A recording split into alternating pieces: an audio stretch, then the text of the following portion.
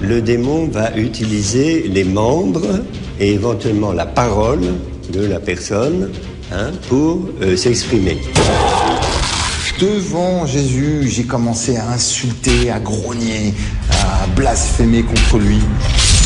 Les possédés, pour 90%, je pense que ce sont des malades psychiatriques. Je ne suis pas la seule à le penser. Pour moi, l'exorcisme, c'est une réalité. Moi, personnellement, je ne souhaiterais pas pratiquer les exorcismes parce que je ne voulais pas me retrouver devant des phénomènes qui m'auraient paniqué.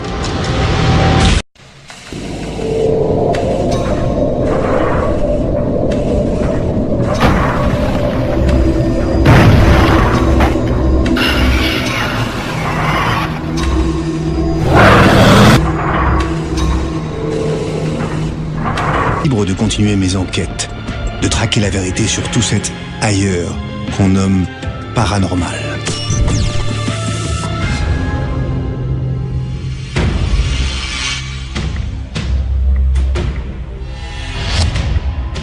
Le diable, notre peur suprême, l'ennemi ultime de l'humanité, mais aussi l'incarnation de tous ces maux. Guerre, maladie, meurtre, ne seraient-ils pas les œuvres du grand ordonnateur de la noirceur des hommes ? Si son existence était un jour prouvée, elle nous dédouanerait donc de nos pires fautes.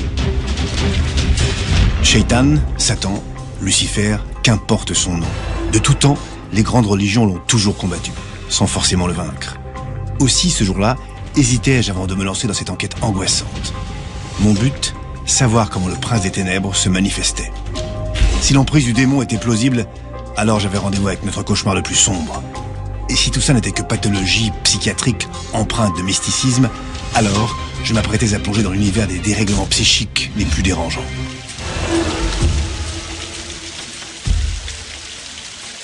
C'était pourtant décidé.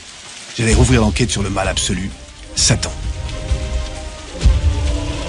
Mais dès le début, les obstacles s'étaient dressés sur mon chemin. Aucun des contacts de mon carnet d'adresses n'acceptait de m'aider. Pour eux, c'était l'enquête impossible. Par où commencer ? Avant de pénétrer dans les arcanes des religions, qu'en un sens le diable justifie, à contrario, je souhaitais rencontrer une personne sans esprit partisan, autrement dit, un athée. Mon premier témoin, Stéphane, architecte, avait été tout récemment reconnu officiellement possédé par le diable. Rien que ça. Mais la condition de notre rencontre était clairement établie. Lui garantir d'anonymat total. Nom, lieu, date, rien ne devait permettre de remonter jusqu'à lui. Seul l'endroit où avait eu lieu sa libération pouvait être nommé. La chapelle de la Castille, dans le diocèse de Fréjus-Toulon. Son récit commençait par une simple visite dans un lieu de prière. Il y a quelques années, il y a un peu plus de 3 ans en arrière, je me suis retrouvé dans un lieu sacré et je me suis senti mal à l'aise. J'ai eu des sensations d'oppression et j'ai commencé à avoir des réactions de grognement. J'ai été au fond de cette église, j'ai vu donc la croix de Jésus et devant Jésus, j'ai commencé à insulter, à grogner, à blasphémer contre lui.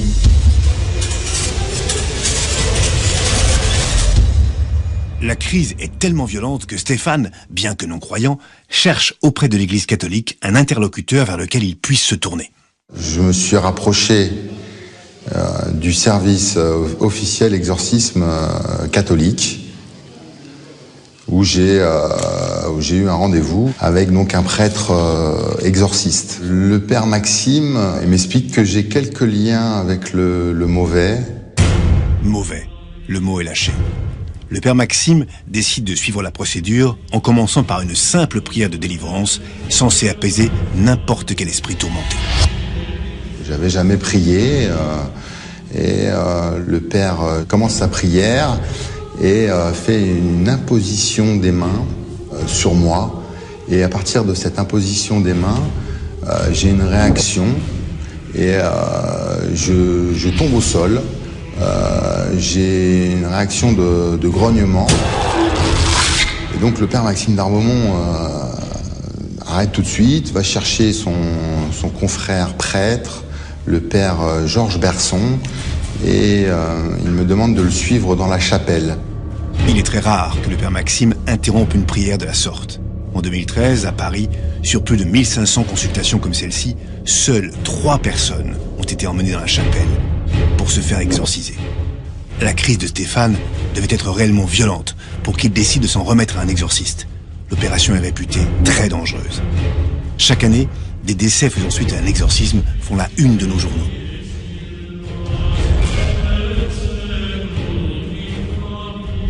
Les deux pères me demandent de m'asseoir, se revêtent donc de leur soutane et de leur étole, et ils se mettent à réciter la Bible. Et ils m'aspergent d'eau bénite, et au contact de cette simple eau, je commence à hurler, et c'est comme si j'étais brûlé au fer rouge. Je me tords de douleur. Je grogne d'une façon animale à chaque saint énoncé. Je blasphème, j'insulte, je crache. J'ai une force qui a pris tout le contrôle de mon corps, de mes actes et de ma parole. Et une autre voix commence à sortir de ma bouche et insulter Jésus le Christ. J'ai vécu une première séance de prière d'exorcisme horrible. L'expérience est traumatisante, mais Stéphane est loin d'être libéré. Ce qu'il va vivre quelques heures plus tard s'avère encore plus effrayant. Je suis rentré chez moi et dans la nuit, j'ai une sensation de froideur glaciale. Ma chambre était à moins 10 degrés, donc j'étais en train de dormir, et je ressens une présence qui est sur moi et qui me touche, qui touche tous mes membres, une sensation horrible. Et donc je me réveille en sursaut, et quand j'ouvre les yeux, je vois 2 yeux rouges avec une silhouette de plus de 3 mètres, une silhouette noire qui souffle sur moi et qui grogne et qui dit « Tu m'appartiens, gloire à Satan, tu es à moi ». Je me suis rappelé d'une phrase que le père Maxime m'a conseillé de dire, que si j'avais un problème, d'appeler Jésus le Christ. Et c'est ce que j'ai fait, j'ai crié « Au secours, Jésus, au secours !» Et le démon qui était en face de moi a grogné et a hurlé, et c'est parti. La description que Stéphane me faisait du démon correspondait à des représentations du XVe siècle que j'avais pu consulter. On y voit bien Satan, avec une taille imposante et parfois des yeux de couleur rouge. Mais ce soir-là, Stéphane était seul dans son lit. Rien ne me garantissait donc qu'il ne s'agissait pas d'une hallucination, d'un cauchemar. J'étais sceptique sur la présence du diable cette nuit-là. Mais le malin allait se manifester de nouveau, et cette fois-ci devant témoins.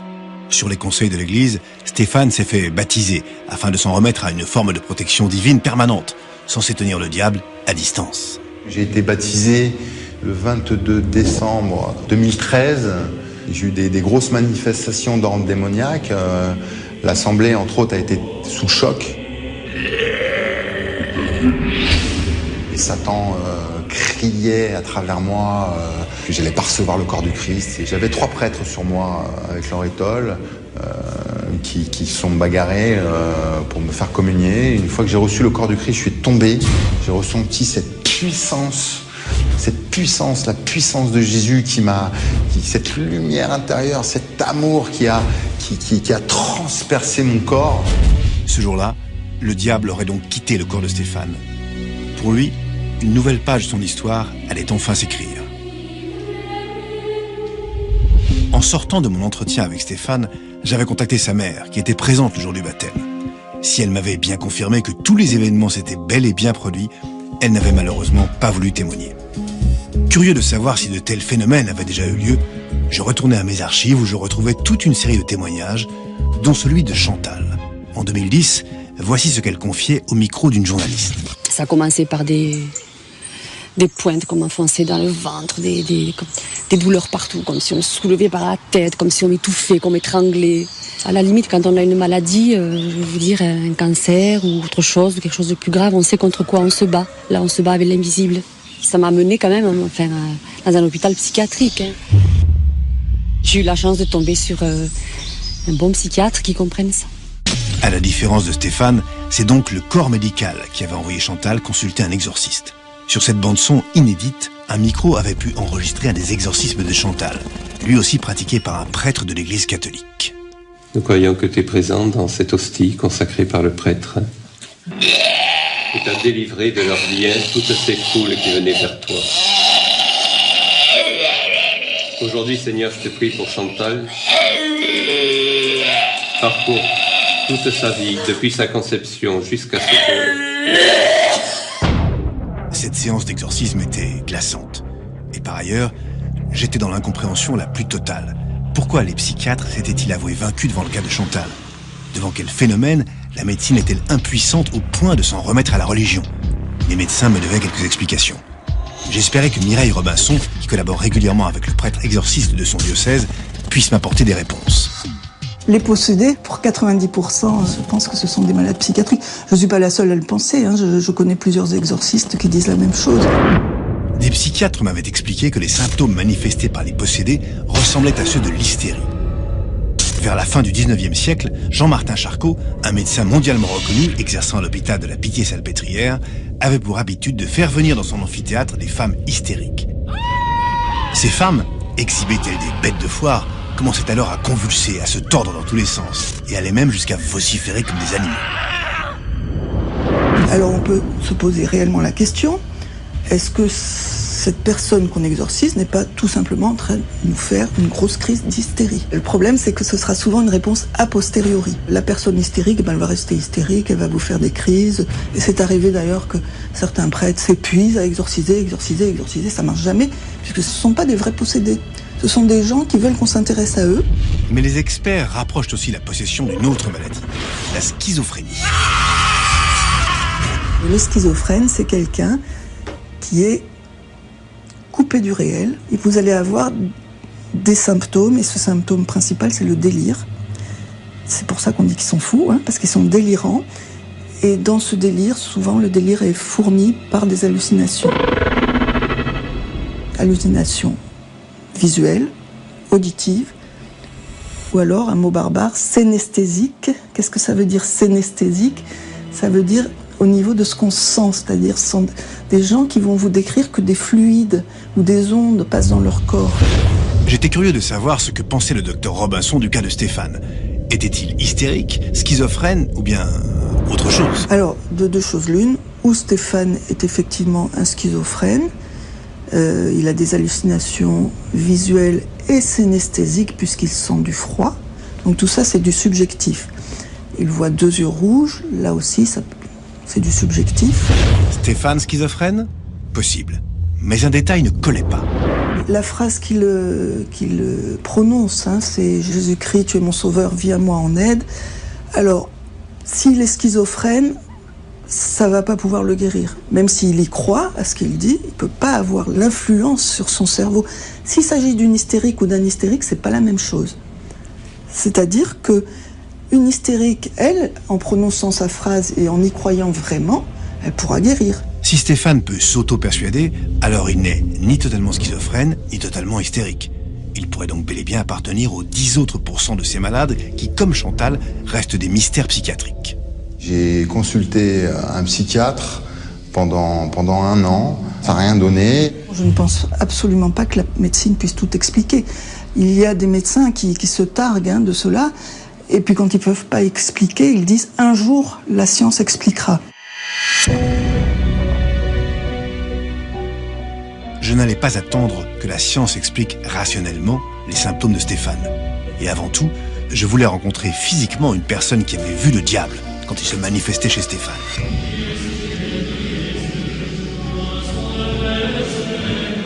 Pour ça, j'avais un interlocuteur de premier choix, l'un des 3 prêtres exorcistes qui avaient participé à sa libération.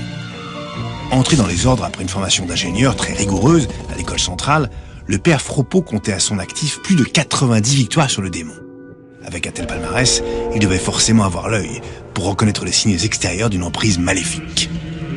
Nous parlons de différents degrés d'emprise. Le démon peut d'abord agir sur nous au niveau d'une simple tentation. Ça, tout le monde est plus ou moins soumis, vous voyez, à ce genre de tentation. C'est pour ça qu'il faut y avoir une certaine vigilance morale. Bon, le deuxième degré, vous voyez, c'est ce qu'on appelle l'obsession qui se crée pour pousser la personne plus loin dans le mal et dans les excès. Je me souvenais que Stéphane m'avait avoué, non sans difficulté, qu'il était violent et dépendant. J'avais des troubles du comportement, j'avais une dépendance à la pornographie et au sexe, et j'étais quelqu'un d'impulsif. Le troisième degré, c'est ce qu'on appelle une vexation, une action directe sur le corps, où la personne peut être victime de souffrances physiques inexpliquées. Elle peut souffrir par exemple de très fortes migraines, elle peut souffrir d'insomnie absolument impossible à dépasser. Le dernier degré, c'est quand l'emprise ponctuellement peut devenir tellement forte que le démon va utiliser les membres et éventuellement la parole de la personne pour s'exprimer. Tel semblait bien être le cas de Stéphane. Je voulais savoir ce qui avait poussé le père Fropeau à pratiquer une prière d'exorcisme sur lui. Quelle certitude pouvait-il avoir? Ça n'a pas été très difficile avec Stéphane parce que je savais ce qui s'était passé avec mes confrères à Paris où quand même il y avait eu des violences assez manifestes. Et quand moi j'ai commencé à prier pour lui, eh bien j'ai eu les mêmes manifestations. Le démon a carrément dit qu'il était Satan, Asmodée, etc. J'étais insatisfait. Le prêtre me parlait de son combat en toute sérénité. Certes, il avait déjà libéré 90 autres personnes du malin avant Stéphane. Peut-être qu'il ne le craignait plus. Mais comment pouvait-il être certain que ce n'était pas Stéphane qui avait inventé des noms de démons pour donner de nouvelles preuves de sa possession? Au cours de la prière, vous voyez, la personne, bien sûr, est volontaire, et puis, brusquement, vous voyez qu'il y a un basculement, et que c'est une autre personnalité qui, pendant quelques minutes, va se servir des membres et de la parole de la personne en question. Et à ce moment-là, elle change complètement, son faciès change, sa voix change, on se rend bien compte qu'il y a une transformation, au moins au niveau, vous voyez, de la sensibilité, qui n'appartient pas à la personne. Je ne comprenais toujours pas comment le Seigneur des Ténèbres pouvait habiter le corps de Stéphane. Il faut faire attention, une personne possédée, ce n'est pas une personne qui aurait comme un locataire, vous voyez, maléfique. L'action du démon sur nous s'exerce sur la partie sensible, psychique, mentale, c'est-à-dire tout ce qui concerne en nous la sensibilité et l'affectivité. Je ressortis médusé de cet entretien, notamment par la quiétude du prêtre. J'avais l'impression que la placidité avec laquelle il me parlait du diable venait d'ailleurs, comme si les 2000 ans de combat que l'Église avait remportés avant lui garantissaient nécessairement la victoire. Cette lutte contre le malin a été illustrée depuis des siècles par de nombreux artistes. L'inventivité avec laquelle ils avaient tenté de représenter le prince de ce monde, comme les théologiens l'appellent, est stupéfiante. Serpent, ange, bouc, être personnifié, être caché dans nos entrailles, tentateur, puissance de l'occulte. Contempler le bestiaire du diable, parfois à la limite du cadavre exquis, me fascinait, tant les artistes lui avaient prêté toutes les apparences. Alain Ray, le linguiste, tenait sur les rapports entre l'histoire de l'art et le diable des propos intéressants. Ce qui est très intéressant dans la représentation du diable, c'est que ça correspond à l'état général de la société. Alors, au Moyen-Âge, il y a une vraie croyance qui est que la damnation est pire que la mort. La représentation du diable va évoluer avec des influences qui viennent d'autres religions. Bon, la corne en particulier, c'est une idée de force, de virilité et aussi de danger, qui est lié aux civilisations d'éleveurs depuis la préhistoire et qui va migrer vers cette idée que le diable a un côté négatif. Et par exemple, il y a toute une série d'animaux qui vont être diabolisés, dont le bouc est la principale.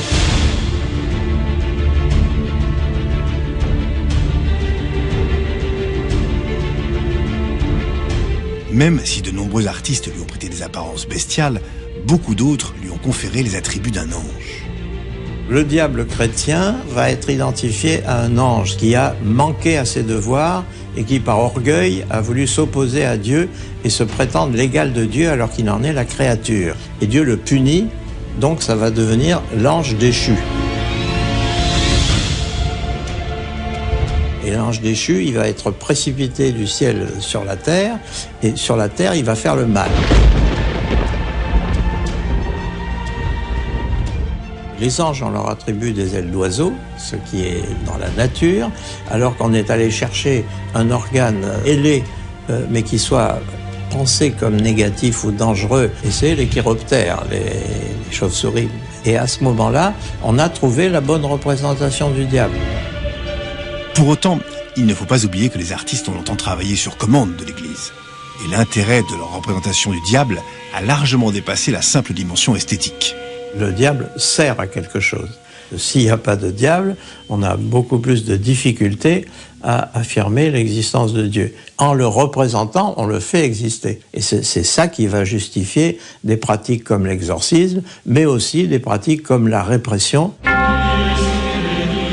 La répression, les heures sombres de l'Église. Du XV au XVIIe siècle, entre 100 000 et 200 000 procès ont été tenus devant les tribunaux de l'Inquisition. Ce que l'on reprochait aux accusés, entre autres, d'être possédés par le diable ou d'entretenir des relations particulières avec lui. C'est la fameuse chasse aux sorcières.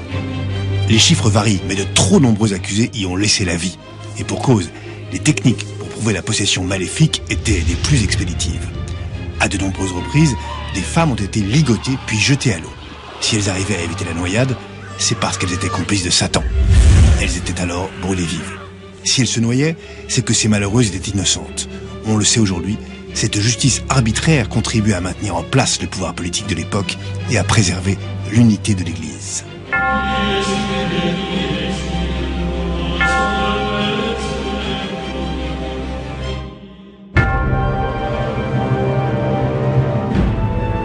Mais aujourd'hui, quelle position le Saint-Siège a-t-il adopté sur le diable ?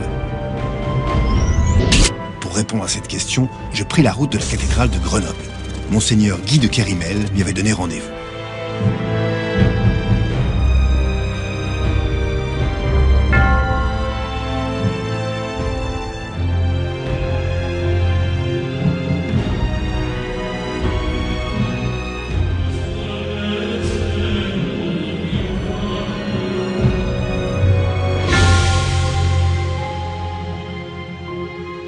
Après une licence en théologie à l'université grégorienne, Monseigneur Guy de Kérimel a été ordonné prêtre en 1986, puis évêque de Grenoble en 2006. Mais surtout, depuis 2 ans, c'est le président de la commission épiscopale pour la liturgie et la sacramentelle en charge des exorcistes. Autrement dit, le patron des exorcistes de France. Habituellement, dans la tradition, il y a un exorciste par diocèse. Si le diocèse est important, quelquefois, il y a plusieurs exorcistes. Et parce que, au fond, l'Église se rend bien compte qu'il y a d'abord un énorme besoin d'être écouté et d'être aidé dans cette situation objective de souffrance. Ça va mal. À des périodes d'inquiétude, de changement de civilisation, de troubles, de perte des repères, forcément les phénomènes paranormaux, la recherche de forces obscures va se multiplier. Et de ce point de vue-là, il y a besoin d'un plus grand nombre d'exorcistes. La réponse de Monseigneur de Kérimel était pour le moins ambiguë. Étaient-ce les croyants qui cherchaient à se dédouaner de leur turpitude par la présence du diable, ou étaient-ce les prêtres qui arrivaient à identifier l'œuvre du Seigneur des Ténèbres cachée derrière leurs tourments ? J'étais loin de me douter de ce qu'il allait m'annoncer. Je pense qu'un certain nombre de prêtres vous diront qu'ils ne croient pas au diable. J'étais abasourdi. Mais l'évêque avait certainement une explication pour que les prêtres ne croient plus en l'un des fondamentaux de l'Église. Toutes les années, on peut dire de l'après-concile, on n'a plus beaucoup parlé du démon. Et on dit que sa ruse, effectivement, ça a été de faire croire qu'il n'existait pas. Et donc de faire des dégâts beaucoup plus librement, puisque n'étant pas dévoilé. Je comprenais mieux. Ce que monseigneur de Kérimel tentait de m'expliquer, c'était les conséquences sismiques qu'avait eu le Concile de Vatican II. Au milieu du XXe siècle, le pape Jean XXIII avait alors invité les églises catholiques, protestantes et orthodoxes à réfléchir sur la manière d'introduire dans la religion les sciences sociales, dont la psychiatrie et la psychologie. Cette réforme aurait eu un effet majeur sur la foi et forcément sur la perception de la possession. On a pensé que nous étions dans l'ère de la raison et que la raison allait tout expliquer. On ne croyait plus tellement en l'existence du démon.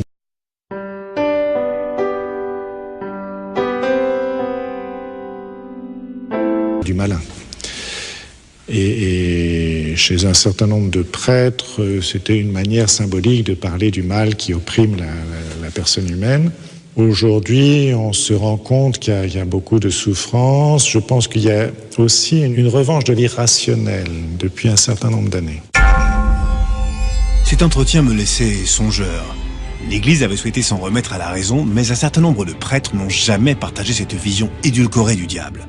Pour eux, le Seigneur des Ténèbres était tout sauf une manière psychologique de nommer le mal.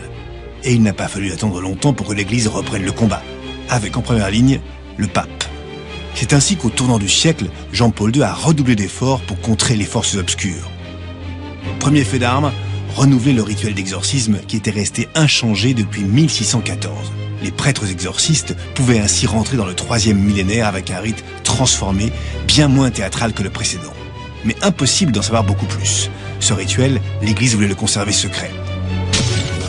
Suite à cela, le pape devenu saint, qui faisait souvent référence au diable dans ses homélies afin de prévenir l'humanité de la menace qui la guettait, serait allé jusqu'à réaliser un exorcisme en public, à Rome, sur la place Saint-Pierre.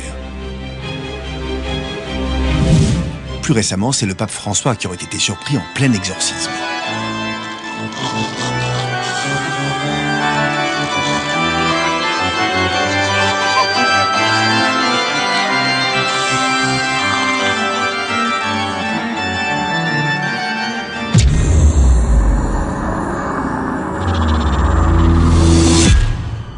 En juillet 2014, le pape François a reconnu pour la première fois de l'histoire de l'Église catholique une congrégation d'exorcistes, l'IAE, la fameuse Association internationale des exorcistes. Ce regroupement de plus de 250 prêtres issus de 30 pays avait été créé 24 ans plus tôt par l'un des plus célèbres chasseurs de démons que l'humanité ait pu compter, le père Gabriel Léamort, l'exorciste du diocèse de Rome. À son actif, il compterait plus de 70 000 exorcismes et aurait mené des combats les plus risqués contre Satan. Un jeune homme que j'exorcisais allait me cracher dessus, alors j'ai mis ma main devant ma bouche. Et là, j'ai vu qu'il avait craché 3 clous. Des clous très longs. Si on avait fait une radio dans un hôpital, ces clous n'auraient pas été visibles, parce qu'ils se matérialisent seulement quand ils sortent de la bouche. Voilà une scène à laquelle j'aurais rêvé d'assister.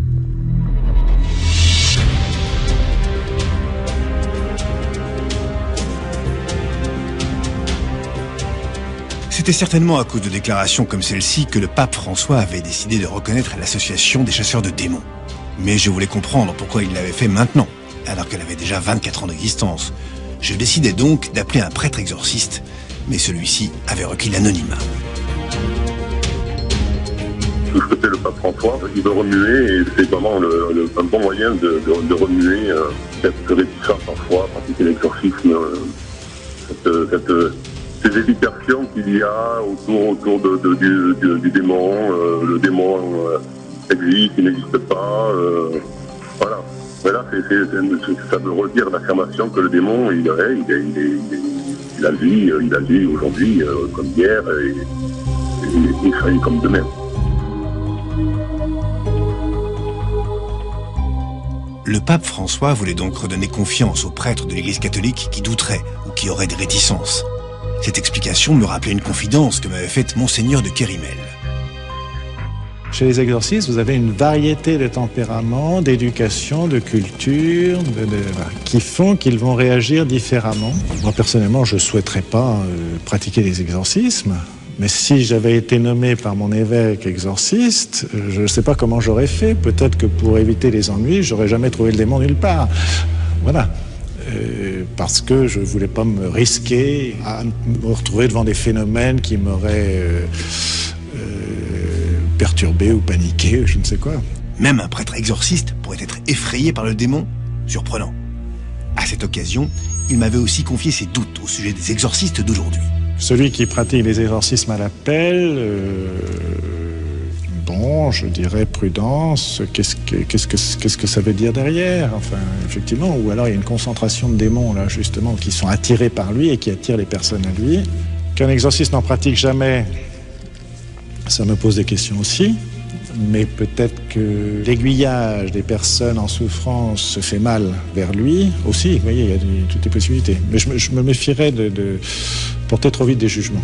Difficile de ne pas avoir en filigrane une référence au fameux palmarès de Don Gabriele Amorte et ses 70 000 exorcismes.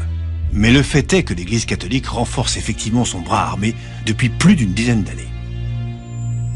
En France, en 30 ans, le nombre d'exorcistes a été multiplié par 4.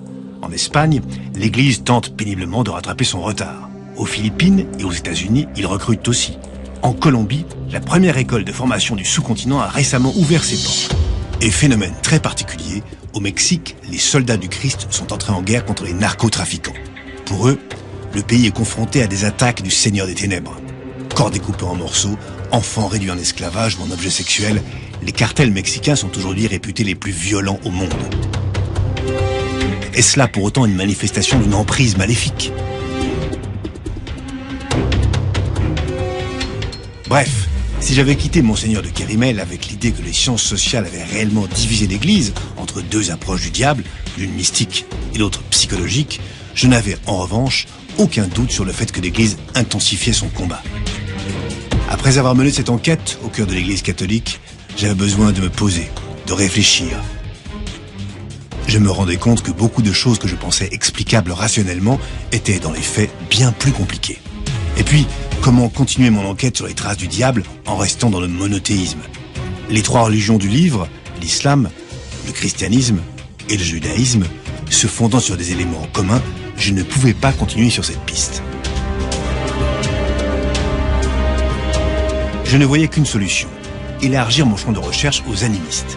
Pour eux, des esprits mystiques animent les êtres vivants, mais aussi les objets et les éléments naturels, comme les pierres ou l'eau. Peut-être auront-ils relevé des traces du Seigneur des Ténèbres. Avec plus de 160 millions de pratiquants, répartis dans une centaine de pays sur tous les continents, les animistes ont forcément leur vision de ce combat éternel. Je me remis donc en route vers le sud de la France.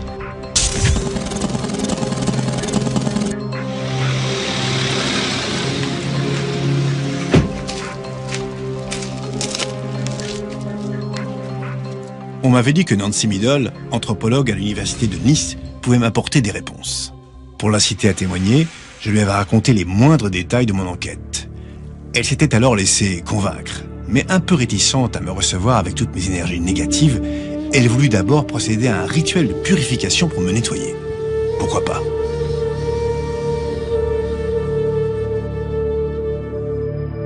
J'étais alors prêt à écouter les secrets de la perception du diable par les chamans, ces intermédiaires entre les hommes et les esprits. Le catholicisme ou la chrétienté, en fait, a aussi des origines chamaniques. Je pourrais dire même que le catholicisme, les prêtres exorcistes sont des chamans qui ne se donnent pas le nom de chaman. C'est un chaman qui a ses références. Lui, c'est la Bible, c'est des prières, c'est des mantras. Alors, le mantra, c'est une prière, c'est toujours à peu près les mêmes. Il y a un protocole, exactement comme chez les chamans. On repère assez près ce qui caractérise le diable, l'esprit de ce diable, ce mauvais esprit.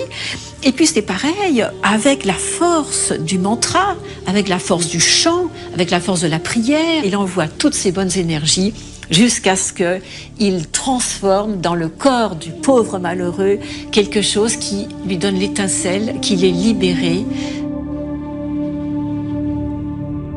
Jusque-là, c'est exactement ce qui était arrivé à Stéphane, que le père Fropeau avait délivré. Si le catholicisme, c'est une manière de vouloir chasser le diable, dans les animismes, même les mauvais esprits sont respectés.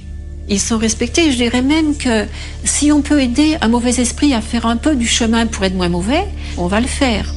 Plus j'écoutais Nancy, plus j'avais le sentiment que la vision du monde des animistes était moins manichéenne que celle des chrétiens. Dans le catholicisme, une fois pour toutes, le diable est diable, une fois pour toutes, Dieu est Dieu. Dans les animismes, tout peut être mouvant. L'esprit de l'eau, il peut vous protéger et vous aider à bien vivre. Ce même esprit de l'eau, il peut faire tomber votre maison, tuer votre enfant, etc.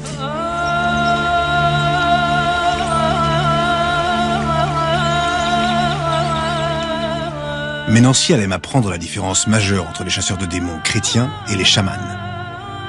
Selon elle, les chamans ne pourchassaient pas les possédés, puisqu'ils étaient eux-mêmes des possédés. C'est dans les esprits qu'ils puisaient leur pouvoir.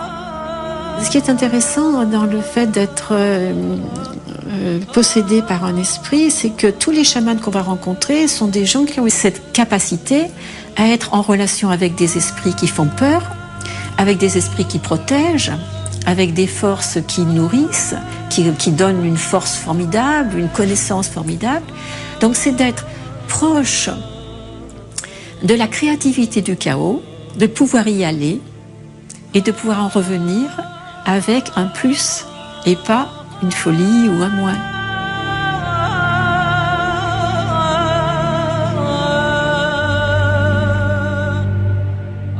C'est ça le jeu des rapports animistes avec les éléments et positifs et négatifs.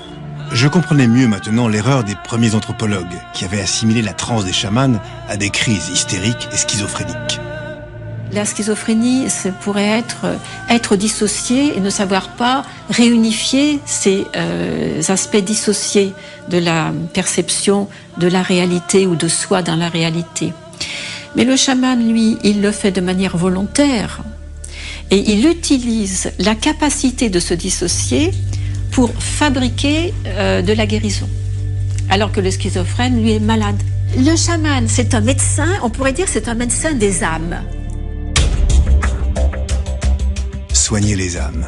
Si l'image était très poétique, je me demandais ce que les professionnels européens de la psychiatrie en pensaient.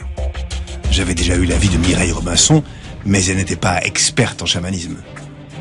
En revanche, dans mes archives, m'attendait le témoignage d'Édouard Collot, un psychiatre qui connaissait vraiment bien leur méthode.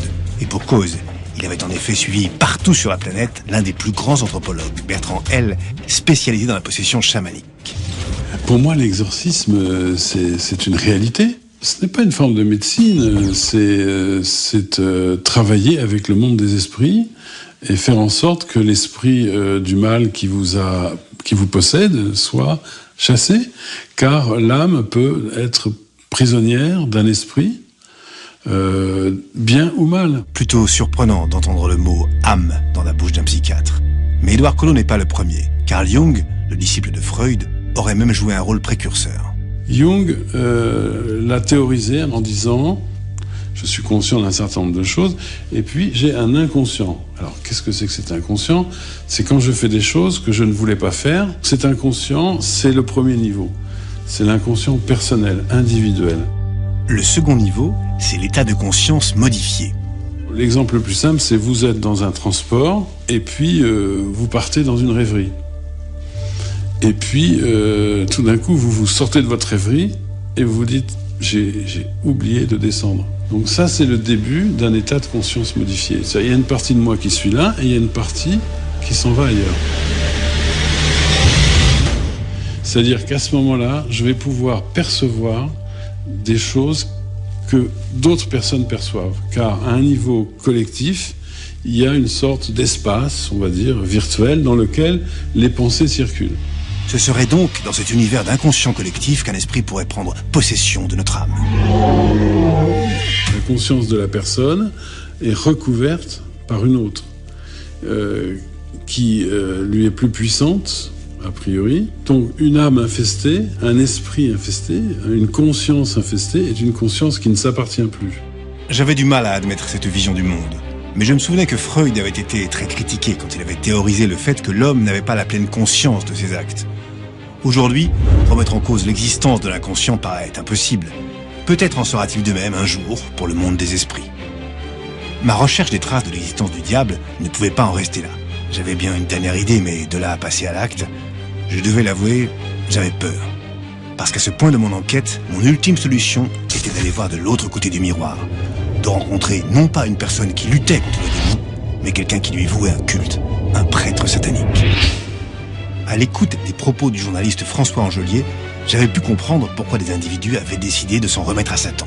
Le grand événement qui va faire que le diable ne va plus terroriser, mais simplement amuser, voire distraire, ce sont les Lumières, avec des gens notamment comme Voltaire, comme Diderot, les encyclopédistes, qui sont des matérialistes, qui sont des athées, des rationalistes, et qui considèrent qu'il y a un principe divin, certes, mais qui considèrent aussi que le diable, c'est une fadaise, c'est une invention, c'est une sorte de fantasme monastique parfaitement ridicule. Donc déjà, les Lumières vont démagnétiser, on peut dire déminer, le terrain diabolique. Mais ce qui va se passer après les Lumières, c'est la Révolution française. Et la Révolution française, par l'effet de terreur qu'elle va générer dans une partie de la population, par l'effet de panique qu'elle va susciter dans cette France qui change de régime, eh bien, va réinjecter l'image du diable et l'image du mal, puisque la Révolution française va être prise pour une fille du malin. Mais ceux qui vont tout faire pour que le diable revienne, c'est les romantiques. Et là, le diable est un séducteur. C'est le Méphisto que vous trouvez dans le Faust de Gounod.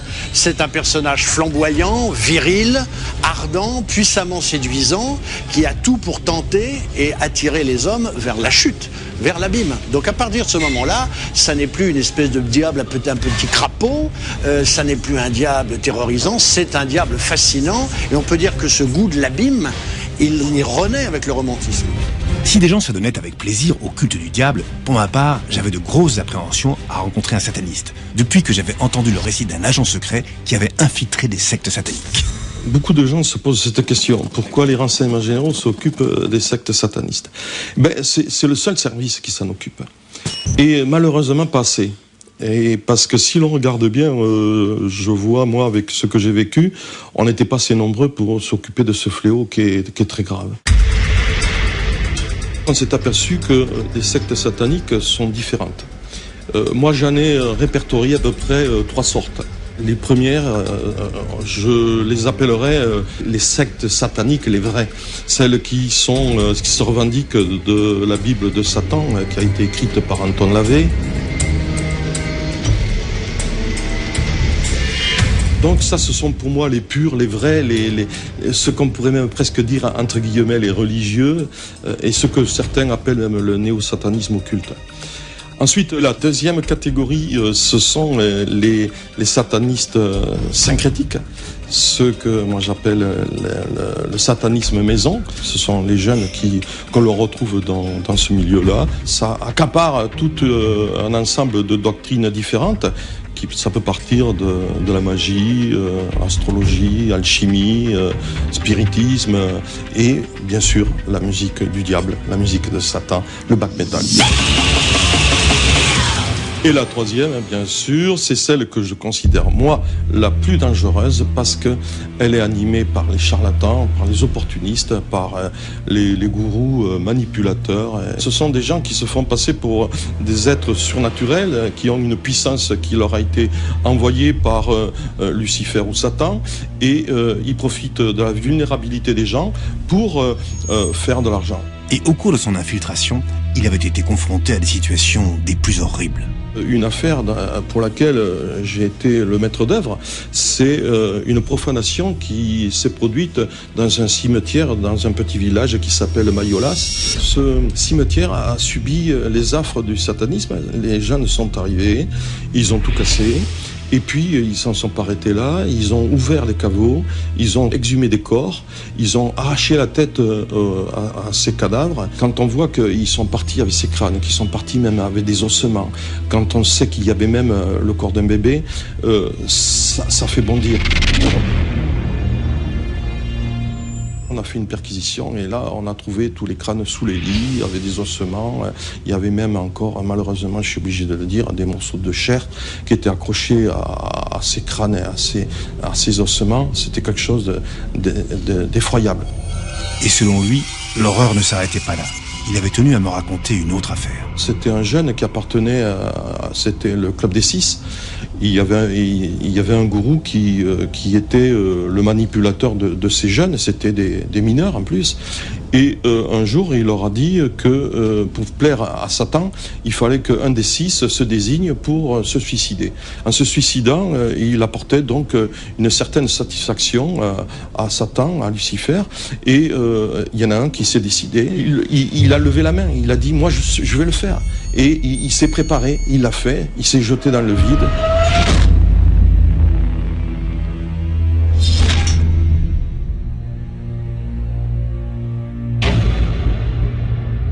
Quand on l'a retrouvé, son pendant, avec une croix à l'envers, accrochée, elle s'était, comme par hasard, enlevée de l'oreille, elle était posée dans le sang.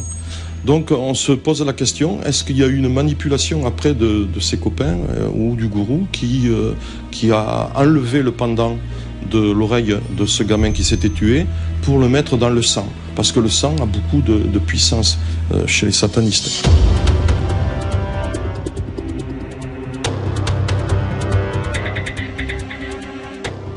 L'heure de mon rendez-vous avec le prêtre sataniste approchait. Je le redoutais un peu, mais il m'était difficile de faire marche arrière. D'ailleurs, depuis que j'avais réussi à obtenir cet entretien, j'avais l'impression pénible d'être observé. Je ne suis pas paranoïaque, mais je me sentais mal à l'aise.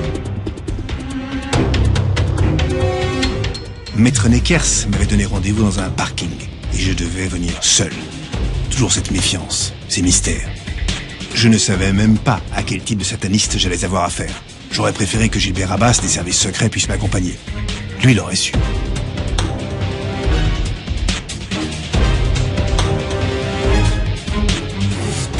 Mais c'était les conditions que je devais respecter pour que le prêtre sataniste me livre son expertise sur les démons. À son avis, qu'est-ce qui tourmentait Stéphane ?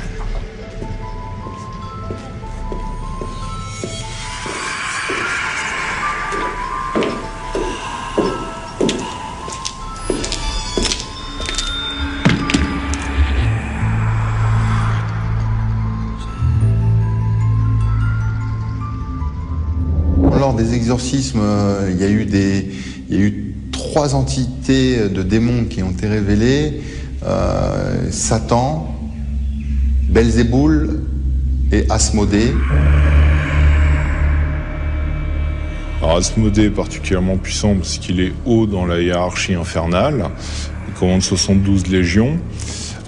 C'est une entité extrêmement malveillante qu'on va utiliser pour des actes particulièrement malveillants. Quand on utilise une entité, on peut se prendre un contre-coup, et en se prenant un contre-coup, on risque d'avoir des blessures aussi bien physiques que mentales. Mais une entité vraiment très puissante, sans protéger, c'est difficile.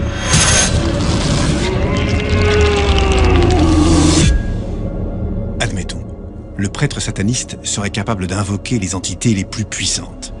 Mais aurait-il pu faire partir le démon qui possédait Stéphane ?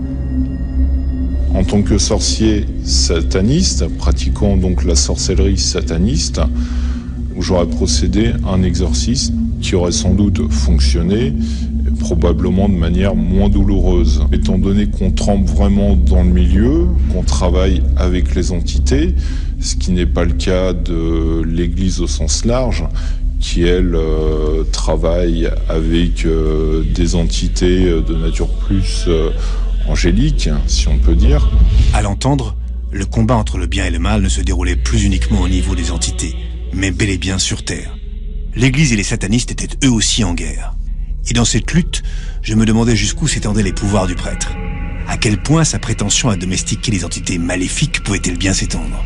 Le plus gros travail que j'ai effectué, ça a été le pacte. Ça consiste à une sorte de mariage entre une entité et un humain. Le pactisant va se retrouver possédé par une entité.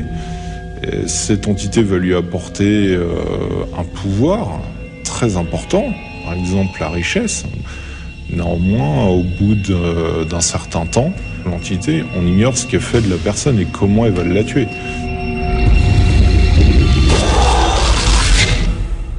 Je ressortais de cet entretien assez perturbé.